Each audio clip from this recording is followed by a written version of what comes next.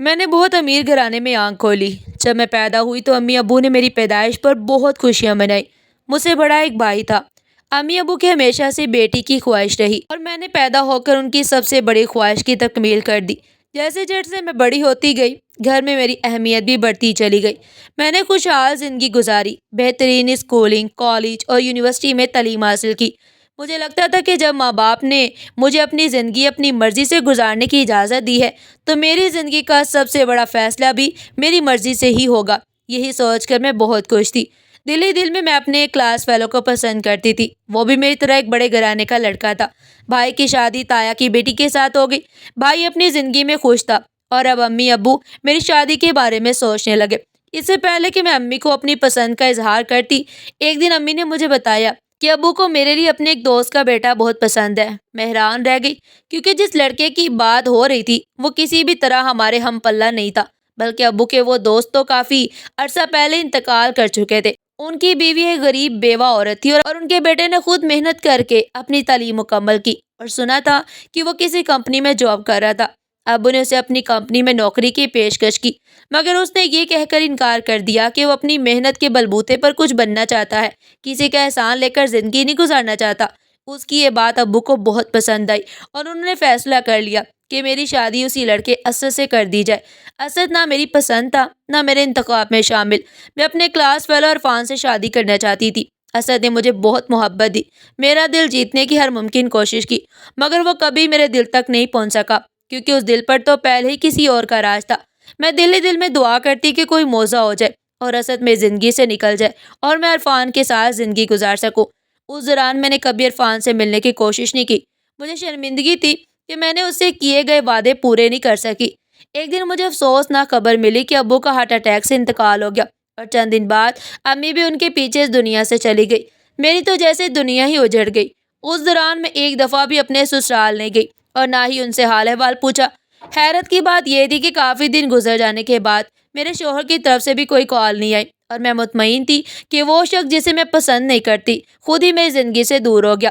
ابو کے 40ویں کے بعد بھائی نے 10 کروڑ روپے کا حصہ مجھے دیا اور اپنی جائیداد بیچ کر اپنی بیوی کے ساتھ بیرون ملک منتقل ہو گئے۔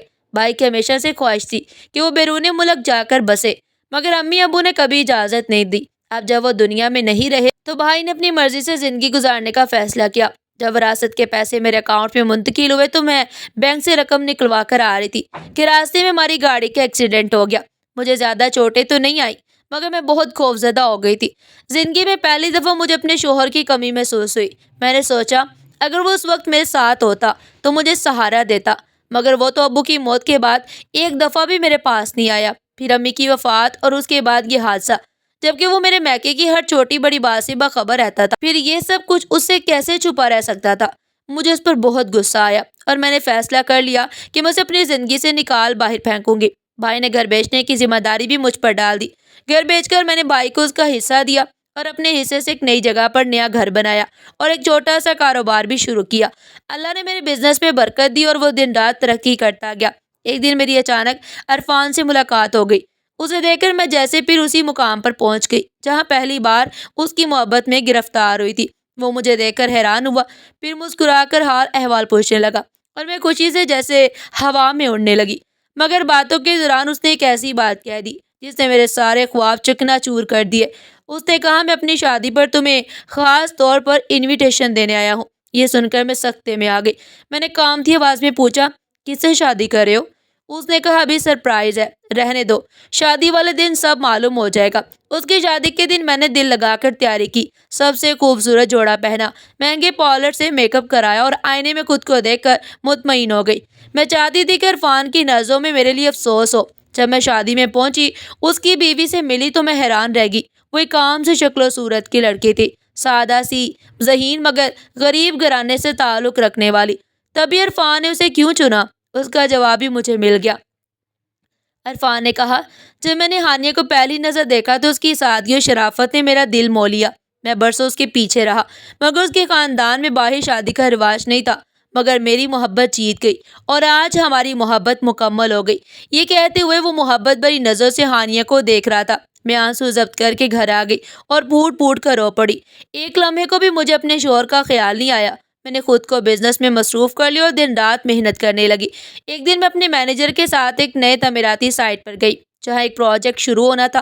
ہر طرف ملبہ اور مزدور کام میں مصروف تھے۔ میں ہدایت دیتی ہوئی پیچھے مڑی تو میری نظر ایک مزدور پر پڑی جو سیمنٹ کا بھاری بورا کندھے پر اٹھایا جا رہا تھا۔ اس کا چہرہ گرد سے ہٹا ہوا تھا اور پسینے کے قطرے مٹی میں مل رہے تھے۔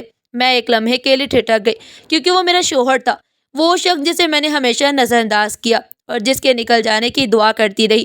وہ آج ایک مزدور کے روپ میں میرے سامنے کھڑا تھا۔ میرا دل ایک زوردار دھچکے سے دھڑکا۔ ایک لمحے کو مجھے یقین نہیں آیا کہ یہ وہی اسد ہے جسے ابو نے اس کی محنت اور خودداری کی وجہ سے پسند کیا تھا۔ اس کی آنکھوں میں جو ہمیشہ ایک عجیب سی نرمی ہوا کرتی تھی، آج تھکن اور ویرانی کا عکس تھا۔ میری نظریں اس پر جمی رہی تو اس نے سیمنٹ کا بورا زمین پر رکھا، حیرت سے مجھے دیکھا، اور جب اس کی نظر مجھ سے ملی تو اس کے چہرے پر حیرت، غم اور پھر ایک انکہی تکلیف ابھری۔ وہ میری طرف آہستہ آہستہ آیا۔ تم یہاں؟ اس کی آواز بھاری اور رندی ہوئی تھی جیسے وہ عرصے بعد سکون سے بات کر رہا ہو۔ تم کہاں چلی گئی تھی؟ اس نے پوچھا۔ اس کی آنکھوں میں شدید دکھ تھا۔ میں تمہیں کہاں کہاں نہیں ڈھونڈتا رہا، تمہارے گھر گیا، تمہارے میکے کا نمبر ملایا، تمہارے بھائی کو بھی کال کی، مگر کوئی جواب نہیں ملا۔ میں تمہارے اسکول، کالج اور پرانے آفس کے پتے تک بھی گیا، مگر تم کہیں نہیں تھی۔ اس کی بات سن کر میں سکتے میں آ گئی۔ میرے ذہن میں فوراً سوال ابھرا کہ جب ابو کا انتقال ہوا، پھر امی کی وفات اور پھر میرا حادثہ، تو وہ کیوں نہیں آیا؟ کیا واقعی وہ بے خبر تھا؟ جب یہ سب ہو رہا تھا تو تم کہاں تھے اسد؟ میں نے پہلی بار نفرت کیے بغیر بلکہ ایک انجانے خوف کے ساتھ پوچھا۔ اسد نے ایک لمبی سرد آہ بھری اور بتایا، میں خود ایک بہت بڑی مشکل میں پھنسا ہوا تھا۔ میرے ایک کولیگ نے مجھ پر چوری کا جھوٹا الزام لگا دیا، کسی نے میری بات پر یقین نہیں کیا، میں 6 مہینے جیل میں رہا۔ اس کی آواز میں تکلیف تھی۔ بعد میں پتہ چلا کہ چوری کسی اور نے کی تھی، تب مجھے رہا کروایا گیا۔ باس نے دوبارہ نوکری کی پیشکش کی مگر میں نے انکار کر دیا۔ جب میں نے فون کھولا تو تمہاری طرف سے کوئی کال نہیں تھی۔ میں تمہارے گھر گیا، وہ بند تھا۔ میکے گیا تو پتہ چلا وہ گھر بیچا جا چکا ہے اور تمہارے والدین کا انتقال ہو چکا ہے۔ اس کی آواز لرزنے لگی۔ مجھے کچھ پتہ نہیں تھا، نہ تمہارے والد کے بارے میں، نہ تمہارے حادثے کے بارے میں۔ میں نے تم سب کو بہت ڈھونڈا مگر تمہارے بھائی ملک سے باہر جا چکے تھے اور تم اپنا بزنس شروع کر چکی تھی۔ میں نے ہر جگہ نوکری کے لیے اپلائی کیا مگر میرا کرمنل ریکارڈ رکاوٹ بن گیا۔ آخر کار یہاں مزدوری ملی۔ میں خاموش کھڑی تھی، میرے ذہن میں اپنی ہی حقارت امیز سوچیں گونج رہی تھی۔ میں نے ایک بے گناہ محنتی انسان کو اس کے مشکل وقت میں اکیلا چھوڑ دیا۔ مجھے شدید شرمندگی ہوئی۔ میں نے فوراً مینیجر کو باقی کام سنبھالنے کا کہا اور اسد کو اپنے ساتھ چلنے کو کہا۔ وہ ہچکچایا۔